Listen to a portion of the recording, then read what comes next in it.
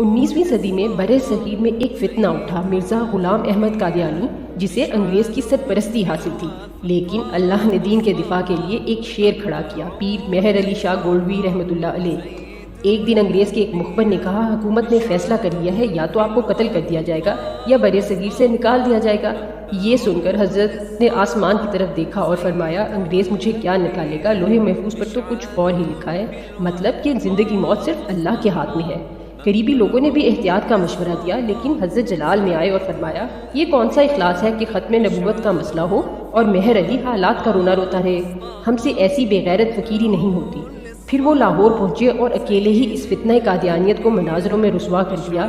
آپ کی کتاب سیف چشتیائی آج بھی قادیانیوں کے لیے قیامت تک کا چیلنج ہے، جس کا کوئی جواب نہیں دے سکا۔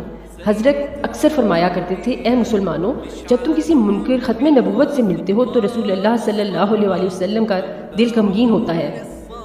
یاد رکھو، رسول اللہ صلی اللہ علیہ وآلہ وسلم کی زندگی میں 74 جنگوں میں صرف 259 صحابہ شہید ہوئے، مگر ختم نبوت کے دفاع میں جنگ یمامہ میں 1200 صحابہ نے اپنی جانیں قربان کر دیں۔ لہٰذا مسلمانوں، سب کچھ برداشت کر لینا، لیکن جب بات رسول اللہ صلی اللہ علیہ وآلہ وسلم کی عزت اور ختم نبوت پر آئے تو پھر سر کٹانے کے لیے تیار ہو جانا۔ پیارے بھائیوں اور بہنوں، جو سر نبی صلی اللہ علیہ وآلہ وسلم کی حرمت کے لیے حاضر ہے، یقیناً اس کے لیے نبی پاک صلی اللہ علیہ وآلہ وسلم کی سنت پر عمل پیرا ہونا اتنا مشکل نہیں۔ آخر میں بس اتنا ہی کہ اللہ پاک ہم سب مسلمانوں کے دل میں نبی پاک صلی اللہ علیہ وآلہ وسلم کی سچی محبت ڈالتے، جو عملاً نظر بھی آئے۔ آمین۔